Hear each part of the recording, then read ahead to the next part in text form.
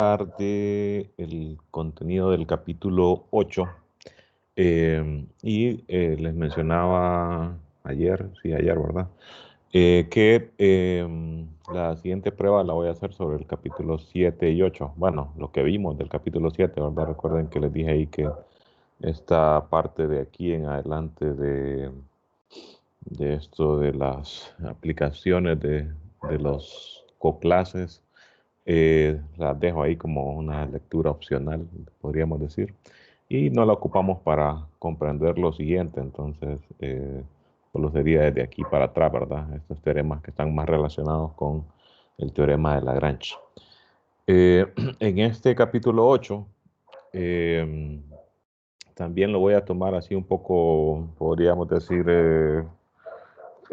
rápido, porque pues porque los conceptos que se introducen no son tan, podríamos llamarles, sofisticados como quizás los grupos de permutaciones, por ejemplo, que había que entender bastante sobre la notación, y solo en eso pues uno se está su rato, ¿verdad?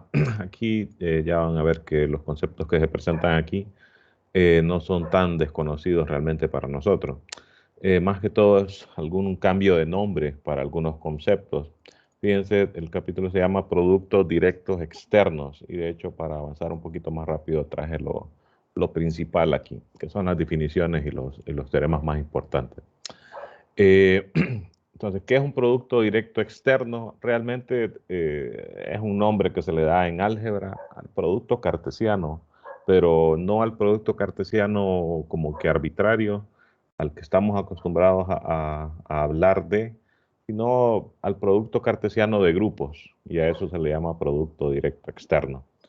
Hay como que sus razones dentro de álgebra para llamarle así, ¿verdad? Pero habría que como que meterse a otras, a conocer otros conceptos para como verle la lógica, digamos, de por qué no simplemente llamarle producto cartesiano, ¿verdad? Si al final eso es. Fíjense la definición. Vamos a tener una familia de grupos, una familia finita, ¿verdad? N grupos. Y entonces, en vez de, para no decir este nombre largo, producto directo externo, pues le vamos a llamar, como estamos acostumbrados, producto cartesiano. Y fíjense que tiene todo el sentido porque la definición es esta: los elementos son eneadas, así como las de Rn, por ejemplo, ¿verdad?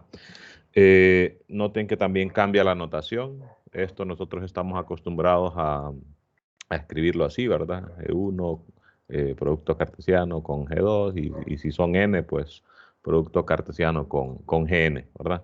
Entonces, esto es lo que nosotros estamos acostumbrados a ver, ¿verdad? Y aquí también hay sus razones, ¿verdad? Para escribirlo así.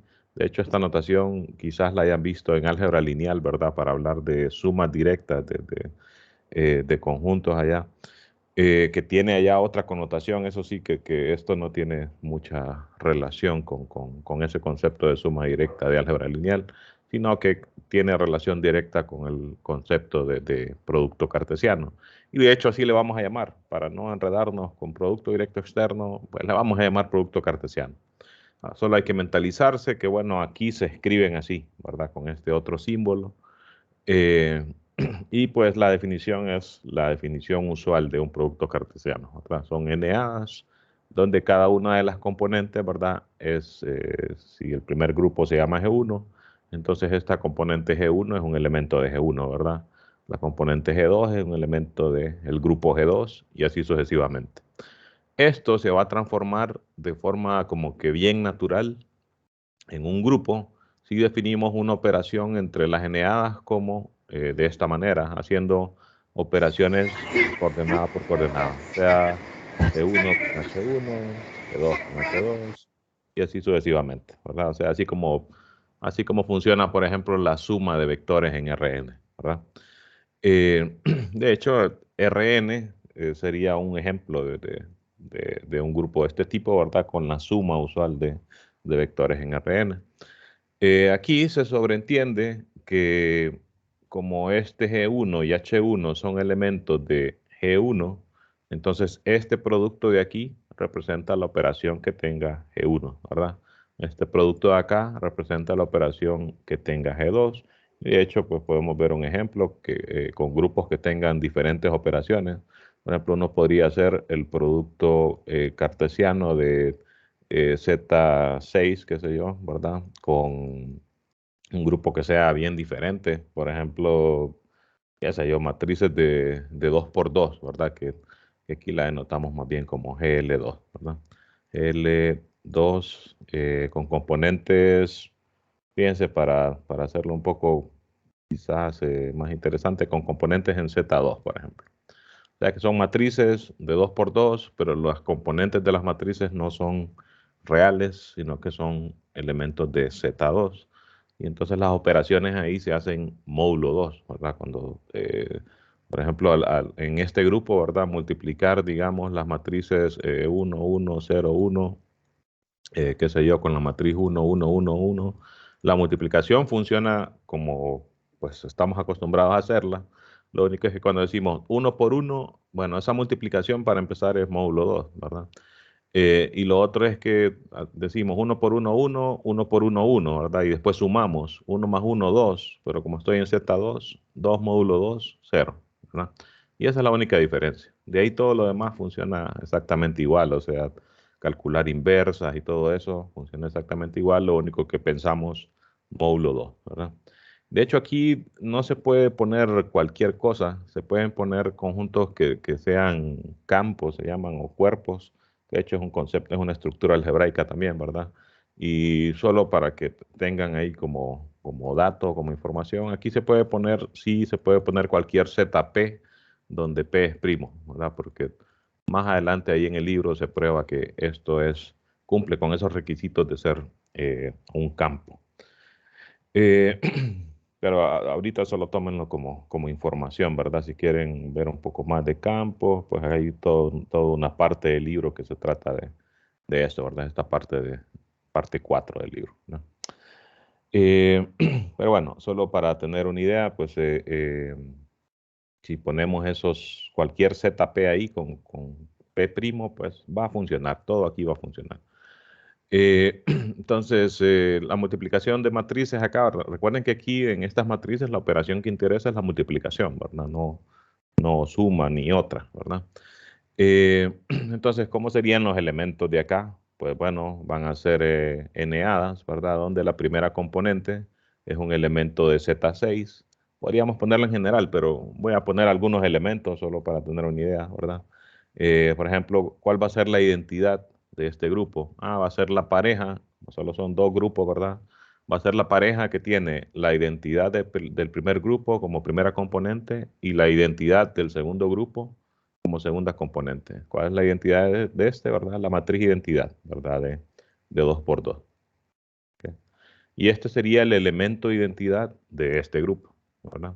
¿Qué otros elementos hay? Pues todas las combinaciones, ¿verdad? Noten que, y de hecho aquí en la definición lo puse también, que eh, pues como estos grupos se están considerando, vamos a ver, no, lo que es finito, les iba a decir finitos, pero no, lo que es finito es la familia de grupos, ¿verdad? O sea, solo nos interesan como productos cartesianos finitos, ¿verdad? Pero estos grupos realmente pueden ser infinitos, ¿verdad? Podría ser Rn, ¿verdad? Y que el resultado, ¿verdad? El producto este cartesiano sea también entonces un grupo infinito, ¿verdad? Pero bueno, en el caso de que sean finitos, ¿verdad? Podemos contar, ¿verdad? La cantidad de elementos que tiene este conjunto, ¿verdad? Nada más multiplicando la cantidad de elementos que tiene cada uno de estos grupos, ¿verdad? Por reglas de las primeras reglas de conteo, ¿verdad? Entonces aquí van a ver, hay 6 elementos acá, ¿cuántos habrían acá? Bueno, sería de buscar cuántas matrices invertibles. De hecho, esta no es invertible, ¿verdad? Esta no es una de estas porque el determinante es 0, ¿verdad? Entonces, esta no sería una de ellas. Pero bueno, todas ellas, ¿verdad? Si no contamos o si no dejamos por fuera las que no son invertibles, solo hay 2 opciones aquí, 2 opciones aquí, 2 opciones aquí, 2 opciones aquí, ¿verdad? Por todas serían 16. Habría que descartar cuáles son las que tienen determinante 0, ¿verdad? Pero no van a ser muchas, ¿verdad? De repente, qué sé yo, descartemos unas 8, ¿verdad? Y nos queden unas 8 matrices aquí y van a haber 6 por 8, 48 parejas, ¿verdad? Si fuera así, ¿verdad? Habría que ir a verificar, a ver cuántas matrices que no tienen inversa hay aquí, ¿verdad? Pero bueno, otro elemento sería, bueno, tomo otro elemento de aquí, por ejemplo, 5, ¿verdad? Y con otra matriz que sí tenga inversa, por ejemplo, esta, ¿verdad? Bueno, entonces esta sería otra de las parejas que forman este grupo, ¿verdad? Y así sucesivamente, ¿verdad? Podríamos hacer una lista, pero pues, no sería tan pequeña, ¿verdad? Dependiendo de cuántas matrices quedan aquí. ¿Cómo se operan los elementos? Coordenada por coordenada, ¿verdad? Entonces, para operar estos dos, ¿verdad? Para no volverlos a escribir, le voy a llamar a este A y a esta pareja le vamos a llamar B. Y entonces A por B sería la pareja que sale de operar primera coordenada con primera coordenada, como, bueno, con la operación del grupo correspondiente, ¿verdad? Aquí sería suma módulo 6, ¿verdad? 0 más 5, 5, módulo 6, sigue siendo 5, ¿verdad? Este por este, bueno, como esta es la identidad, me va a dar esta misma, ¿verdad? Entonces va a ser, este sería el resultado. O sea, la operación del grupo funciona coordenada por coordenada. ¿Qué operación vamos a hacer? Bueno, eso va a depender de cuál es la operación que tenga este grupo, cuál es la operación que tenga este grupo, ¿verdad? De hecho, por ello hay algunos libros que de repente dicen sea G1 con una operación asterisco 1, como para ponerle un nombre, digamos, ¿verdad? Otro grupo G2 con otra operación asterisco 2, y así, ¿verdad? Y entonces el producto cartesiano de esto, ¿verdad? El producto funcionaría así, ¿verdad? Una pareja G1, G2, digamos que son N de esto, ¿verdad? Gn. Entonces operada con otra, H1, H2, Hn, pues sería así, ¿verdad? G1 por H1, bueno, como esos son elementos de G1, entonces sería con esta operación, ¿verdad? Asterisco 1, G1, asterisco 1, H1, ¿verdad? Como para ser explícito, ¿verdad? Que la operación aquí es la del primer grupo, ¿verdad? La operación en la segunda coordenada, pues es la del segundo grupo, ¿verdad? Y así sucesivamente, ¿verdad? En ese sentido, aquí el autor, pues, como que no le interesa mucho eso y entonces solo dice, bueno, se sobreentiende que esta operación es la del grupo G1, esta operación es la del grupo G2 y así, ¿verdad? Eh, Así que bueno, noten, como les decía, ¿verdad? Que esa definición no es algo así tan nuevo, ¿verdad? Ya se ha hablado de producto cartesiano en muchas de sus clases anteriores, entonces no es como que eh, algo tan nuevo como las coclases, por ejemplo, ¿verdad? O las permutaciones como las definimos acá. Así que comprender cómo funciona este grupo, pues no es complicado, ¿verdad? Incluso esto de pensar cuál es el orden de este grupo, bueno, el producto de los órdenes, si es que son finitos, ¿verdad? Eh, si aceptamos como que una álgebra con infinitos, si uno de estos fuera infinito, pues de cierta forma esto funcionaría también, ¿verdad? Si uno de estos fuera infinito, entonces el producto cartesiano ese también va a ser infinito, ¿verdad? Entonces, en el libro, siempre que escuchen producto directo externo, se refiere a producto cartesiano, ¿verdad?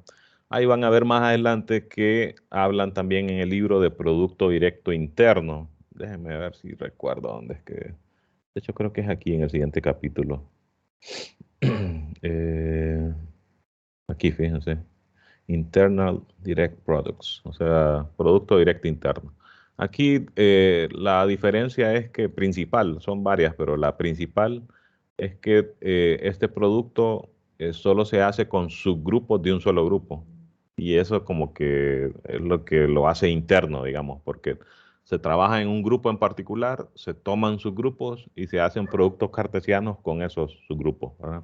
Pero se ocupan otras condiciones, como esto aquí, ¿verdad? O sea, no solo es, la única diferencia no solo es esa, ¿verdad? Y si ven esta definición, también hablan aquí de algo que no hemos visto todavía, que es esto de subgrupos normales, que ahí en el siguiente capítulo vamos a ver qué significa eso, ¿verdad? Eh, Así que bueno, por ahí viene el hecho de que como que llamarle a aquellos externos sería como en el sentido de que no se les pone ninguna condición, ¿verdad? A qué grupos o qué conjuntos pueden ser estos de aquí. Pueden ser cualquier grupo, ¿verdad? Que no tengan incluso, así como estos que estábamos haciendo aquí, que no tengan incluso ninguna relación, ¿verdad? Y que la operación que tengan ellos, pues tampoco no tengan ninguna relación, no importa, ¿verdad? En ese sentido es que se les pone como que el adjetivo ese de externo, ¿verdad? Y el otro, el interno, solo es con subgrupos de un grupo, ¿verdad? Y de ahí viene lo de interno. Entonces tengan en mente, ¿verdad? Que aquí no hablan de producto cartesiano, sino de producto interno y de producto externo, ¿verdad? Aunque los dos, si se fijan aquí, aquí sí utilizan el símbolo de producto cartesiano. Eh, entonces, en ambos casos realmente es un producto cartesiano, ¿verdad? Solo que con ciertas ahí condiciones, ¿verdad? Ok, algunas propiedades. Y fíjense acá, no nos vamos a centrar en este caso tanto en las demostraciones porque considero que son, eh, incluso les puedo mostrar así rapidito. Fíjense, teorema 1, la demostración, solo son estas líneas rápido, ¿verdad? Teorema 2, solo son estos dos parrafitos, ¿verdad? Rápido. Corolarios, pues incluso no dan demostración porque son bien directos. Teorema 8.3, solo este parrafito. Corolario, no dan demostración porque es bien directo. Y así, ¿verdad? Y ya después se van a aplicaciones. Entonces, las demostraciones no tienen así como que ningún truco ahí súper rebuscado o que sea algo nuevo, así como por ejemplo las demostraciones relacionadas con coclases en el capítulo anterior, pues bueno, por lo menos había que entender cómo funcionaban esas coclases, ¿verdad? Entonces ahí como que sí había algo nuevo para ver. Aquí no, es prácticamente uso de definiciones y de propiedades anteriores, ¿verdad? Fíjense, ¿cómo se calcula el orden de los elementos del producto ese cartesiano? Aquí me faltó un paréntesis. Haciendo el mínimo común múltiplo de los órdenes. Aquí tengo varios errorcitos que eso lo typeé un poco a la carrera. El mínimo común múltiplo de los órdenes de cada una de las coordenadas, ¿verdad? De la NA. Más que calcularlo, fíjense que se pueden hacer otros cálculos con esta propiedad. Y aquí puse ver ejemplos en la página 158. Vamos allá a ver entonces, página 158 aquí. Entonces, fíjense, bueno, ya tenemos eso es lo que dice este teorema, ¿verdad? El orden de una eneada de esa, ¿verdad? Del producto cartesiano es el mínimo común múltiplo de los órdenes de cada uno de los elementos, ¿verdad? Y aquí lo prueban. Pero nos interesa ver más qué tipo de cosas se pueden calcular con eso. Por ejemplo, fíjense, aquí tenemos algunos ejemplos, dice, de grupos de orden 100. Bueno, quizás el más rápido que se le ocurra a uno, Z100, ¿verdad? Dice también Z25 por producto cartesiano con Z2, producto cartesiano con Z2. Para decirlo más rápido voy a decir Z25 por Z2 por Z2, ¿no? ¿Por qué tiene 100 elementos? Por la propiedad anterior, ¿verdad? Que el orden del grupo es el orden del primero por el orden del segundo por el orden del tercero. 25 por 2, 50 por 2, 100. Y similar, ¿verdad? Todos estos tienen orden 100 por la misma razón. Fíjense que solo con grupos cíclicos ya tenemos como que un montón de formas de crear grupos de un orden en particular, pero con otros también, ¿verdad? D50 tiene 2 por 50, o sea, 100 elementos también. D10 por D5, bueno, D10 tiene 2 por 10, o sea, 20 elementos. Z5 tiene 5, ¿verdad? 20 por 5, 100 también. O sea, este grupo también tiene orden 100. Y así, ¿verdad? De manera similar, ¿verdad?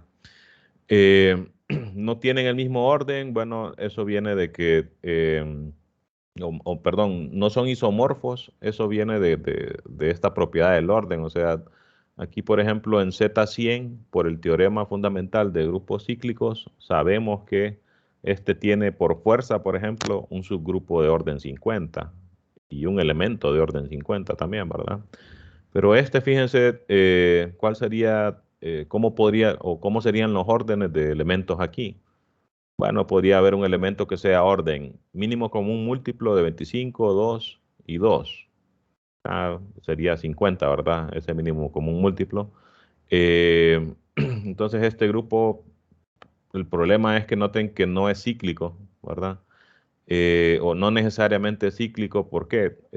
Este está un poco grande, pero fíjense, si yo tomo un caso más pequeño, por ejemplo, qué sé yo, Z3 por Z2, por ejemplo. Y entonces digamos que nos preguntamos, ¿será que este grupo es cíclico? Y de hecho, así como lo tomé el ejemplo, sí lo va a ser. Eh, Más bien para que no sea, tiene que ser algo como esto, si no me equivoco.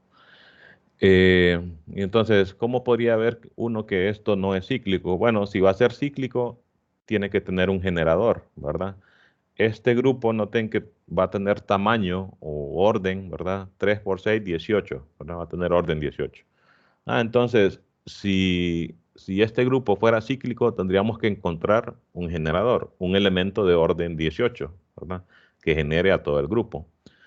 Pero por esa primera propiedad de cómo es el orden de los elementos, que es el mínimo común múltiplo, noten que el orden más grande posible aquí, ¿verdad? Sería tomar el elemento de orden más grande acá, ¿verdad? Que sería un elemento de orden 3. 1, ¿verdad? Por ejemplo, tiene orden 3. Y aquí también 1 tiene orden 6, ¿verdad? Pero el mínimo común múltiplo de 3 y 6, ¿verdad? Es 6. Entonces la pareja 1,1 tiene orden 6. Y si se ponen a pensar cuál sería el más grande posible, de ahí bajaríamos, ¿verdad? Ok, este no me funciona. Aquí podría decir, por el teorema fundamental de grupos cíclicos, bueno, el siguiente orden posible de elementos sería 3, ¿verdad? Recuerden que tienen que ser divisores del orden, ¿verdad? Es de orden 6, bueno, siguiente divisor, aparte de 6, 3, ¿verdad? Pero si tomo un elemento de orden 3 con otro de orden 3 aquí, ¿verdad? Mínimo como un múltiplo entre 3 y 3, 3. Entonces ese orden más bien se va a ir haciendo más pequeño, ¿verdad? Y entonces, así con argumentos de esa forma, podemos al final concluir, bueno, esto no va a ser, ¿verdad? Generado por alguna pareja, ¿verdad? Y este grupo entonces no va a ser cíclico. En este caso lo haríamos así como exhaustivamente, ¿verdad? Porque estos grupos son relativamente pequeños, pero ya vamos a ver que una de las propiedades precisamente del capítulo me dice en qué caso un producto de esto, ¿verdad? A pesar de que estos sean cíclicos, no necesariamente va a ser cíclico y bajo qué condiciones sí lo va a hacer, ¿verdad? Ok, estos otros ejemplos acá, fíjense, dice, vamos a determinar el número de elementos de orden 5 en este grupo, ¿no? Eh, bueno, por el teorema anterior, ¿verdad? Que era este del mínimo común múltiplo, ¿verdad? Entonces lo que vamos a hacer es que, como es un producto de dos grupos, ¿verdad? Está formado por pareja, ¿verdad? Si el orden de un elemento va a ser 5, significa que este mínimo común múltiplo va a ser 5. Entonces eso me restringe qué posibilidades hay para A y para B, ¿verdad? Bueno, para que el mínimo común múltiplo sea 5, las únicas posibilidades, ¿verdad? Es que el orden de A sea 5 y el de B sea 1 o 5. ¿Por qué? Porque el mínimo común múltiplo entre 5 y 1 sería 5 y entre 5 y 5 también, ¿verdad? Sería 5, ¿verdad? O al revés, que el orden de B sea 5, ¿verdad? Y que el de A sea 1 y 5, ¿verdad?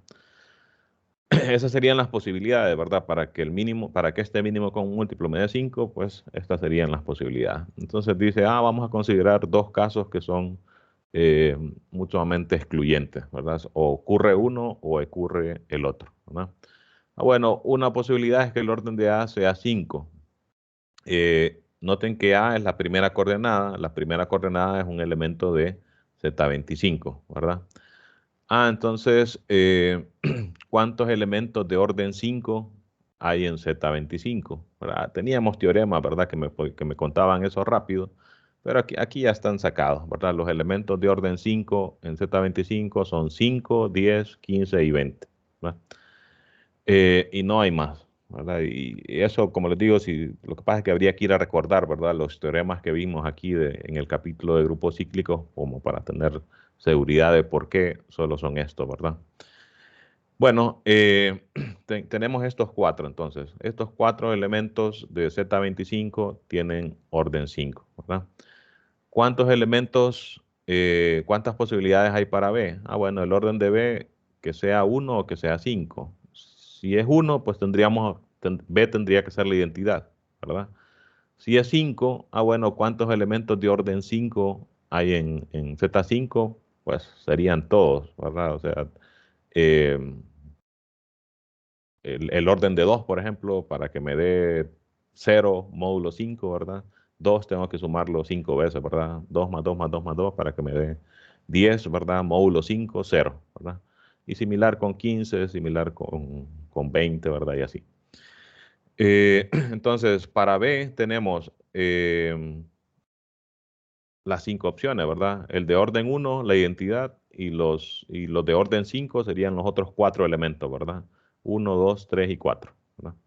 Entonces tenemos 4 posibilidades para A, tenemos 5 posibilidades para B, y entonces como son parejas, ¿verdad? Por la regla aquella de multiplicación, aquella regla de conteo, ¿verdad? Entonces van a haber 4 por 5, o sea, 20 posibilidades, ¿verdad? O 20 elementos, 20 parejas de esta forma que se van a dar en este caso, ¿verdad? En este otro caso, y fíjense que se considera como diferente porque estos dos grupos son diferentes, ¿verdad? Si ambos fueran Z25, pues solo como que imitaríamos lo mismo, ¿verdad? Y ya, pero el orden, recuerden que en las parejas, bueno, de hecho por eso se llaman así, ¿verdad? Parejas o ordenadas, ¿verdad? O eneadas.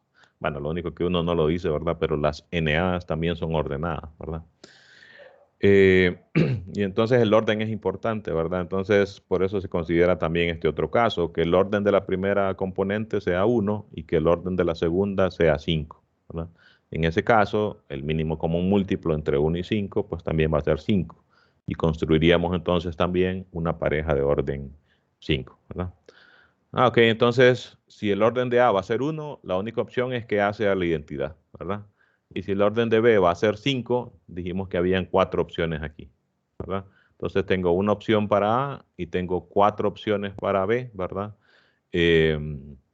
Entonces tendríamos 1 por 4, 4 parejas, ¿verdad? Que van a cumplir con esta propiedad. Entonces teníamos 20 acá, obtuvimos otras 4 acá, ¿verdad? Y entonces en total, por eso aquí la conclusión del ejercicio es que, o del ejemplo, es que hay 24 elementos de orden 5 en este grupo, ¿verdad? Y noten que esto, a pesar de que es un caso bien particular, me da la idea general. Por ejemplo, podríamos repetir exactamente lo mismo si dijéramos, ok, vamos a ver cuántos elementos de orden, supongan que aquí cambiamos en vez de 5 y cambiamos a que sea 10, ¿verdad? Y repetir lo mismo. Ah, vamos a ver cuántos elementos de orden 5 hay en ese grupo, ¿verdad? Y podríamos cambiar, ¿verdad? Que este sea otra cosa, que este sea otra cosa. Eso sí, cíclico, ¿verdad? Porque de ahí es donde estamos sacando la mayoría de información. Ya si fuera así como este, D5 por D5, pues ahí hay que ir a ver la estructura de D5 como para poder replicar esto, ¿verdad? O sea, esta lógica que se da aquí se puede replicar para grupos cíclicos y de hecho aquí hacen otro ejemplo, ¿verdad? Se los dejo ahí que lo examinen. Noten que como los órdenes aquí son más grandes, ¿verdad? Y están buscando elementos de orden 10, entonces pues hay más posibilidades. A ver, al final, eh, de hecho concluyen casi lo mismo. Hay 24 elementos de orden 10.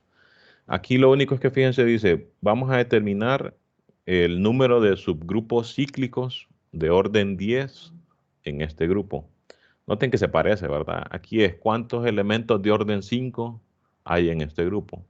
¿Qué es lo que cambia? Que primero hacen esto mismo que se hizo aquí, ¿verdad? Fíjense aquí al final dicen, entonces van a haber 24 elementos de orden 10, con los mismos razonamientos que seguimos ahorita, ¿verdad? Pero recuerden que un grupo cíclico no necesariamente solo tiene un generador, ¿verdad? Entonces dice aquí, bueno, como todo grupo cíclico de orden 10 tiene 4 generadores, ¿verdad? ¿Por qué? Bueno, porque por el teorema fundamental de grupos cíclicos, cualquier grupo, eh, o no, más bien sería por un teorema, un resultado que vimos aquí en el capítulo de isomorfismos. Cualquier grupo cíclico finito es isomorfo a Zn, ¿verdad? Entonces cualquier grupo cíclico de orden 10 es como que fuera Z10, ¿verdad? Porque va a ser idéntico a Z10. Entonces en Z10, ¿verdad? Teníamos allá una propiedad que decía, bueno, el número de generadores van a ser tantos, ¿verdad? Eh, van a ser 4, ¿verdad? Creo que era, el teorema decía algo como que iban a ser los relativamente primos, ¿verdad? Con él, algo así, no recuerdo exactamente. Y entonces por eso aquí dicen, ok, de estos 24 elementos de orden 10, vamos a dividirlos entre 4 para ver cuántos subgrupos de orden 10 tiene este grupo, ¿verdad? Se divide entre la cantidad de generadores, ¿verdad? Porque un grupo cíclico puede tener varios generadores, ¿verdad? Y en general tiene varios generadores, ¿verdad? Eh, este otro ejemplo lo que muestra es que y esto es como que fuera un teoremita, ¿verdad? De hecho, aquí dicen, vea el ejercicio 19, como seguramente ahí dice, compruebe que esto es cierto, ¿verdad? Aquí dice, para cada divisor R de M y S de N, ¿verdad? Donde M y N son estos de aquí. Entonces, tomo un divisor de M, tomo un divisor de N. Entonces dice, para cada par de divisores de estos dos, este grupo, dice, tiene un subgrupo isomorfo a ZR por ZS. Sería entonces, y de hecho aquí da un ejemplo, bueno, si tengo Z30 y Z12, bueno, 6 es un divisor de 30, 4 es un divisor de 12, entonces según esto tiene que haber un subgrupo, ¿verdad? Isomorfo a este, ¿verdad? En este grupo. Y ojo que dice isomorfo a este en este grupo. ¿Por qué no dice exactamente este? Porque noten que aquí las operaciones en este grupo son módulo 6 y módulo 4. Aquí las operaciones en este grupo son módulo 30 y módulo 12. Entonces, este no puede ser un subgrupo de este, ¿verdad? ¿Por qué? Porque para ser subgrupo tiene que ser con la misma operación, ¿verdad? Pero dice aquí, va a tener un subgrupo que es isomorfo a este, o sea, que se va a comportar prácticamente igual a cómo se comporta este grupo. ¿Cuál es ese grupo? Dice, bueno, observe que el grupo generado por 5 en Z30 tiene orden 6, ¿verdad?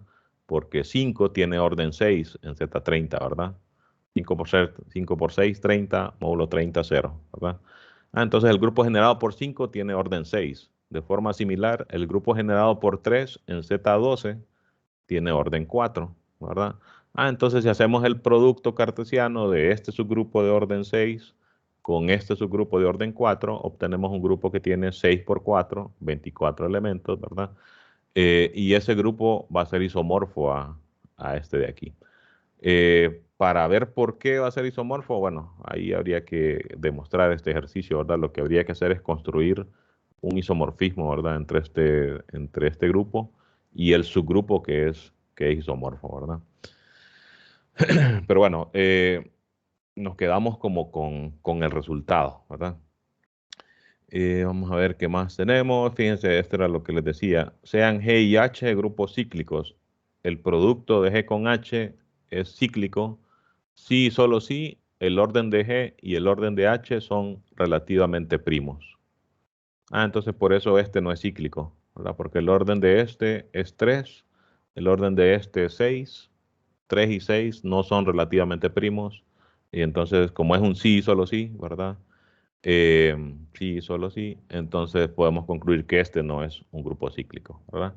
Pero por ejemplo, si hubiésemos hecho, como había escrito al inicio, ¿verdad? Z3 con Z2, como 3 y 2, bueno, y lo estoy escribiendo con el producto cartesiano, por la costumbre, ¿verdad? Pero bueno, hay que seguir la notación del libro.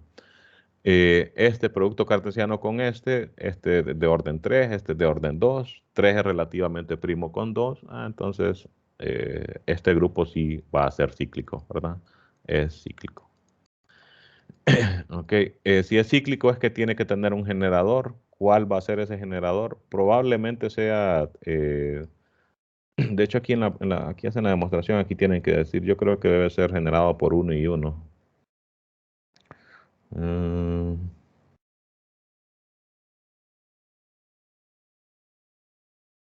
Aquí comienzan diciendo que, no, y después, aquí está, de manera que este es un generador, G con H, que cumplen estos.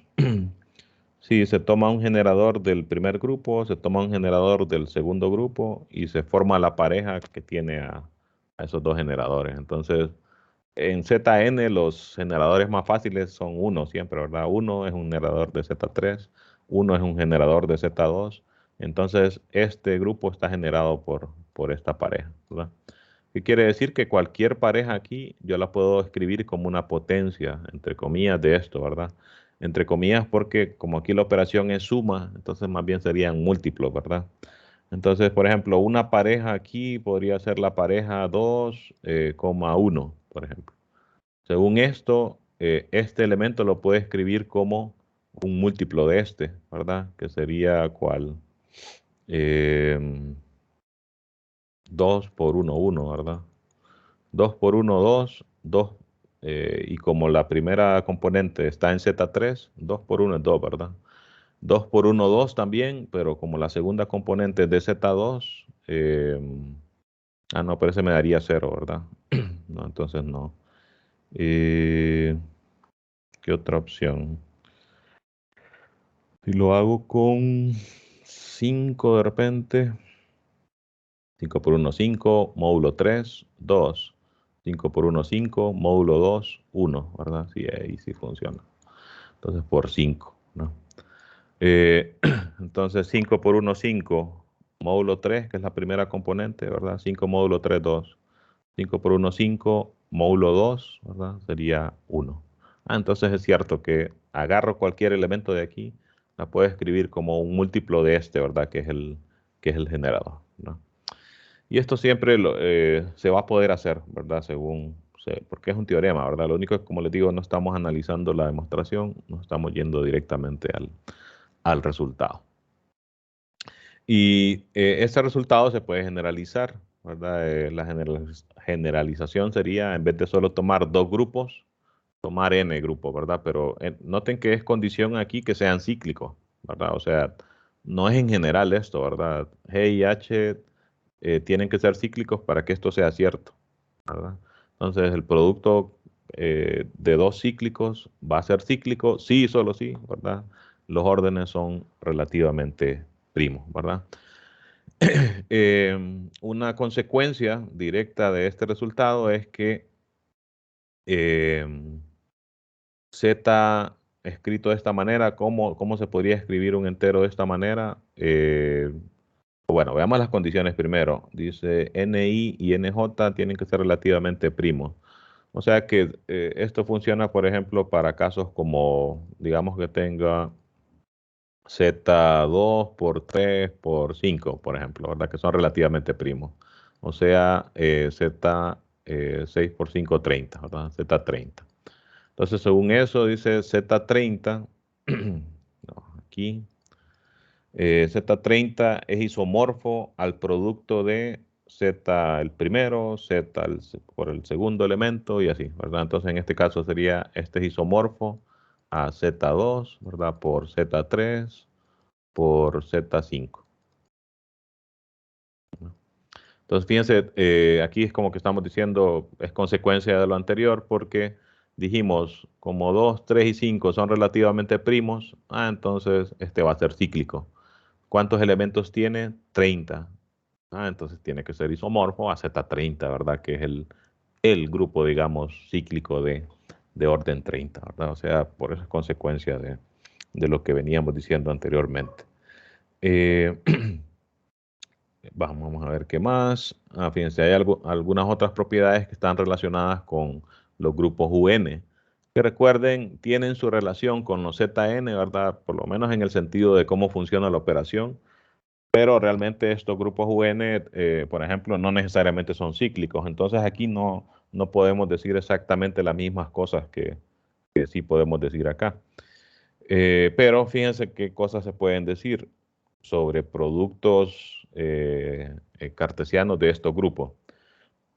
Para decir algunas cosas, fíjense, se define este conjunto. Para K dice divisor de n, se define U sub K de n como los elementos de UN tales que ese elemento módulo K sea 1, ¿verdad? Y aquí tenemos un ejemplo. N vale 20, significa que los elementos que vamos a tomar son elementos de U20, ¿verdad? Recuerden, U20 sería los enteros, ¿verdad? Desde 1 hasta a 19, que son relativamente primos con 20, ¿verdad? Entonces siempre va 1, 2 no va, ¿verdad? Porque no es relativamente primo con 20, 3 sí, 4 no, 5 no, ¿verdad? 6 tampoco. Todos los primos van de entrada, ¿verdad? 8 no va, 9 sí, ¿verdad? Porque 9 es relativamente primo con 20. 10 no va, 11 es primo, entonces sí va, 12 no va, 13 es primo, entonces también va. 14 con 20 no son relativamente primos, 15 tampoco, 16 tampoco, 17 sí porque es primo, 18 no, ¿verdad? Porque no es relativamente primo con 20 y 19 sí porque es primo, ¿verdad? Entonces estos serían los elementos de U20. Recuerden que la operación era multiplicación, módulo 20, ¿verdad? Entonces 7 por 9, 63, módulo 20, 3, ¿verdad? Y así. Entonces, ¿cómo funciona esta otra definición? Dice, bueno, si K es un divisor de N, entonces podríamos tomamos cualquier divisor de 20. Hagamos dos casos. Por ejemplo, tomemos 4. 4 es un divisor de 20, ¿verdad? Y formemos entonces ese conjunto que le llaman U sub K de N, ¿verdad? U sub K de N, ¿verdad? De hecho, aquí lo escribí. U sub 4 de 20. ¿Qué elementos tiene? Los que satisfacen la definición, que son los X en U20 sería, ¿verdad? Tales que ese X módulo del K que tomamos, que en este caso fue 4, tal que X módulo 4 sea 1. Entonces, de estos, busco cuáles de estos módulo 4 me dan 1. Bueno, siempre va a estar 1, ¿verdad? 3 módulo 4, pues es 3, ¿verdad? 7 módulo 4 es 3 también, ¿verdad? Entonces no está. 9 módulo 4 es 1. Entonces 9 si lo apuntamos aquí, ¿verdad? 11 módulo 4 es 3, ¿verdad? 13 módulo 4 es 1 también. Entonces 13 va también, ¿verdad? Porque 13 es 4 por 3, 12, ¿verdad? Más 1. Sobra 1. 16 módulo 4, perdón, 17 módulo 4, 1 también, ¿verdad? Y 19 módulo 4 da 3, ¿verdad? Entonces serían estos 4 elementos, ¿verdad? Y de hecho aquí creo que solo puse 3, sí, me faltó aquí. Lo voy a resaltar ahí para cambiarlo. Me faltó 9, ¿verdad? 9 módulo 4 también es 1. Y 9 es un elemento de U20, ¿verdad? Porque 9 y 20 son relativamente primos, ¿no? Ok, entonces a eso se refiere, ¿verdad? La definición. Se toman los elementos tales en el UN, ¿verdad? Correspondiente, en este caso U20, y se hace en módulo el entero que se toma aquí, ¿verdad? Hagamos otro ejemplo, si fuera 5 acá. Entonces, de todos estos, ¿verdad? Busco cuáles de estos, módulo 5, me dan 1. Bueno, siempre va a estar 1, ¿verdad? Este no, ¿verdad? 7 módulo 5, 2, 9 módulo 5, 4, 11 módulo 5, 1, ¿verdad? Entonces ya tengo 1. 13 módulo 5, 3, 17 módulo 5, 2, 19 módulo 5, 4. Entonces realmente solo quedan estos dos, ¿verdad? Y ¿qué con este conjunto o qué con estos conjuntos? Está como ejercicio, aquí lo escribí en el capítulo 3, ejercicio 17, piden probar que esto siempre es un subgrupo de UN. O sea, este sería un subgrupo de U20, ¿verdad? Y este también sería un subgrupo de U20. En este caso, fíjense, como son pequeños, pues es fácil de probar. Lo único que habría que verificar es que son cerrados, ¿verdad? O sea que cuando multiplico, por ejemplo, 9 por 13 y lo hago módulo 20, me tiene que dar uno de estos, ¿verdad? 9 por 17, módulo 13, me tiene que dar uno de estos, ¿verdad? Habría que hacer los cálculos ahí.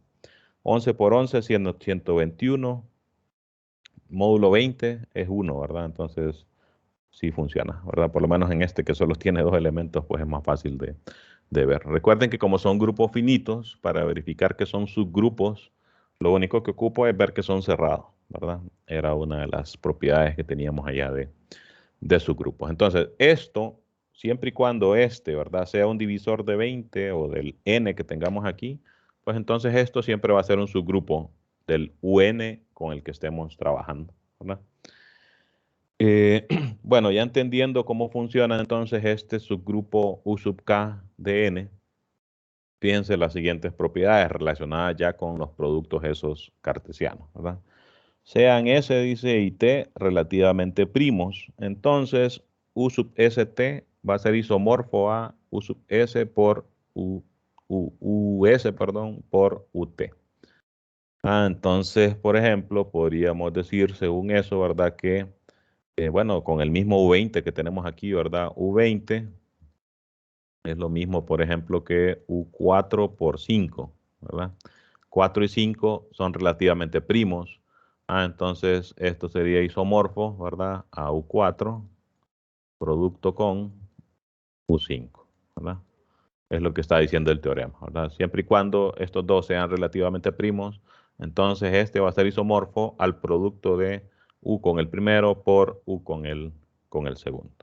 Y dice algo más todavía. Además dice, U sub T va a ser isomorfo a U sub ST sub S y viceversa. U sub S va a ser isomorfo a U sub ST sub T. Entonces, en este caso sería este U4, ¿verdad? Va a ser isomorfo a U sub 5 de 20, ¿verdad? O sea que U sub 4, noten que aquí pues ya calculamos, U sub 4 sería isomorfo a este de aquí. Noten, como este es bien chiquito, lo podríamos verificar. ¿Cuál es U4? Bueno, los relativamente primos con 4, solo estaría 1, ¿verdad? Y 3, ¿verdad? Bueno, solo tiene dos elementos y noten que el inverso de 3 es el mismo, ¿verdad? 3 por 3, 9. Módulo 4, 1, ¿verdad? El inverso de 3 es 3. El otro es la identidad. Y aquí también, tengo la identidad, tengo otro elemento. ¿Y cuál es el inverso de este elemento? 11 por 11, 121. Módulo 20, ¿verdad? Era 1, ¿verdad?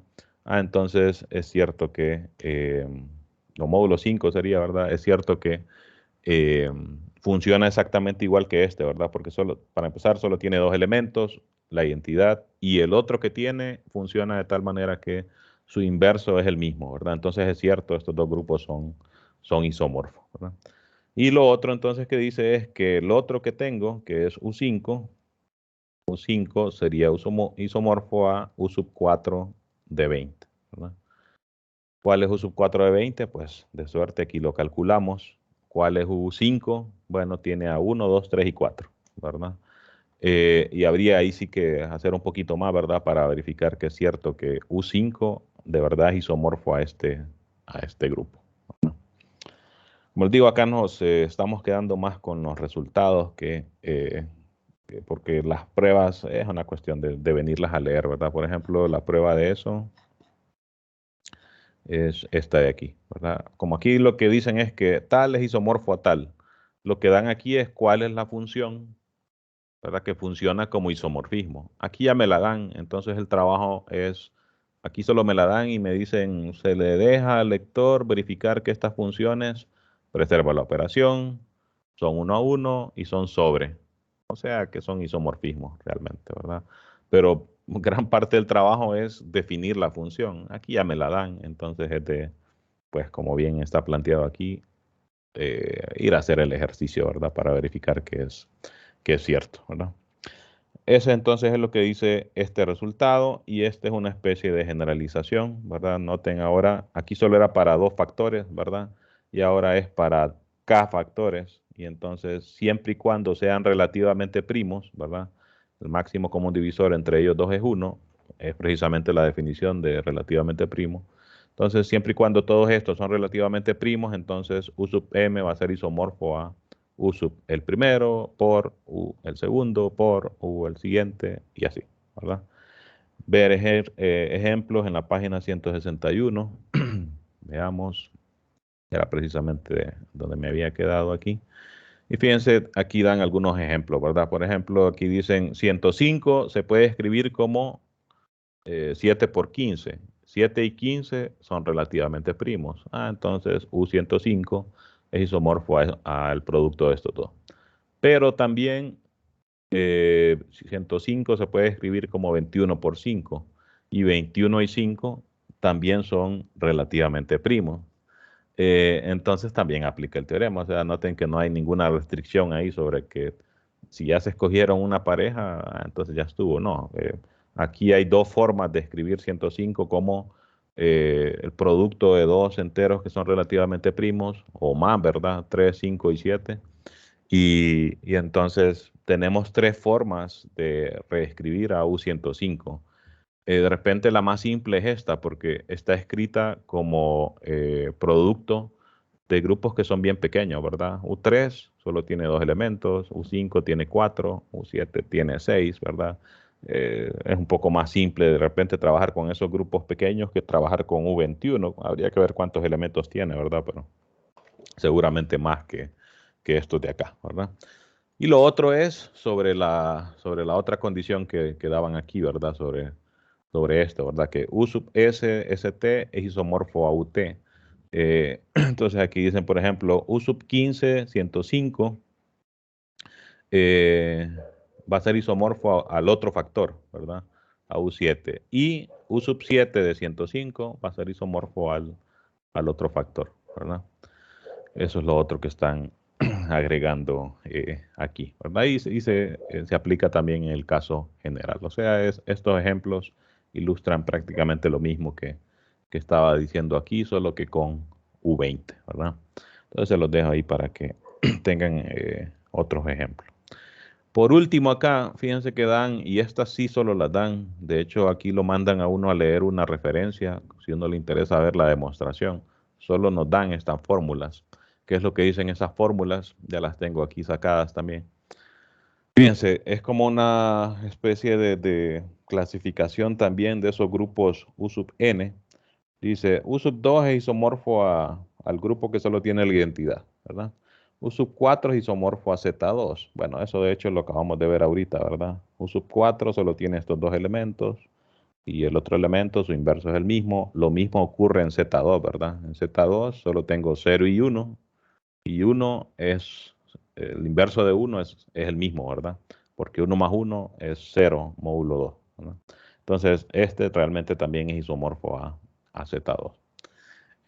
Luego dice, para n mayores o iguales que 3, noten que esto es como que tengamos 2 a la 1, aquí 2 a la 2, de 3 en adelante, 2 a la 3, 2 a la 4 y así.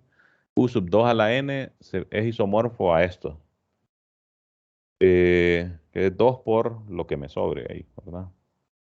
Y en general, U sub p a la n es isomorfo a este grupo cíclico, ¿verdad?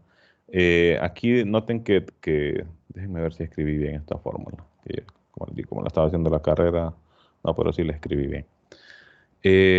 Noten que esa última fórmula me está diciendo que U sub p a la n para cualquier primo p par, ¿verdad? Porque aquí, en el caso de que sea par, me está diciendo que es isomorfo al producto de estos dos. Pero en el caso de que sea impar, o sea, 3 a la n, 5 a la n, 7 a la n, cualquier primo impar, o sea, cualquier primo excepto 2, ¿verdad? Va a ser isomorfo a este grupo cíclico, ¿verdad? Entonces, me está clasificando que todos estos UN que tienen esta forma automáticamente se vuelven grupos cíclicos, entonces su estructura es simple, ¿verdad? Y de repente entonces queda a ver qué pasa con los demás. Para los demás entonces se pueden utilizar este tipo de propiedades y noten que estos teoremas al final se parecen bastante a, por ejemplo, lo que se hizo con los grupos cíclicos, que, que era decir, los grupos cíclicos tienen tales propiedades, tienen tales subgrupos, tienen elementos de orden tanto, ¿verdad? Entonces aquí estos teoremas van más o menos en esa misma línea, solo que ahora para estos grupos UN. Se está diciendo que algunos son cíclicos, algunos no. Si son cíclicos, pues hay mucho que decir sobre ellos, ¿verdad? Si no, pues de repente tal vez no tanto, pero con solo decir que su estructura es tal, ya es bastante, ¿verdad? Y con eso se termina este capítulo. Lo que queda después es aplicaciones, ¿verdad? Que en este libro eso es bastante bueno. De hecho, quizás estas son las cosas más importantes, ¿verdad? Pero no nos da tiempo. Si en cada capítulo fuéramos viendo ahí las aplicaciones, pues nos quedaríamos bastante atrás, ¿verdad? En la clase. Pero especialmente si a usted le llama la atención cuestiones de computación, los motivo bastante a leer estas aplicaciones, ¿verdad? Ok, entonces fíjense, como les dije que les iba a hacer prueba de capítulos 7 y 8, el capítulo 7 digamos que sí lo vimos como normalmente hemos visto todos los capítulos, ¿verdad? Analizando algunas demostraciones, ¿verdad? Viendo bien cómo funcionan los conceptos. no, ¿verdad? Aquí me fui directamente a los resultados, entonces para la prueba relacionada con esto, esperen preguntas más así, ¿verdad? Más prácticas, o sea, considere el grupo como esto, ¿verdad? Considere el grupo tal. Dígame cuántos elementos hay de orden 10, por decir algo. Bueno, aquí no hay muchas opciones realmente, ¿verdad? Porque Z5 solo tiene dos divisores.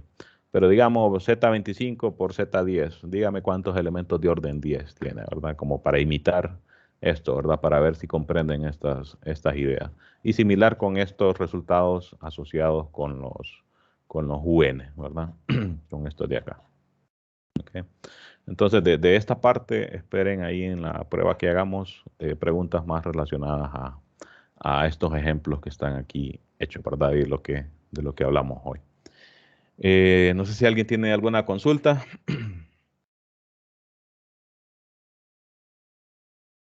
Parece que no. Entonces, dentro de una semana más o menos, vamos a hacer una prueba de esto que hablamos hoy, junto con lo de las coclases, ¿verdad? Del capítulo 7.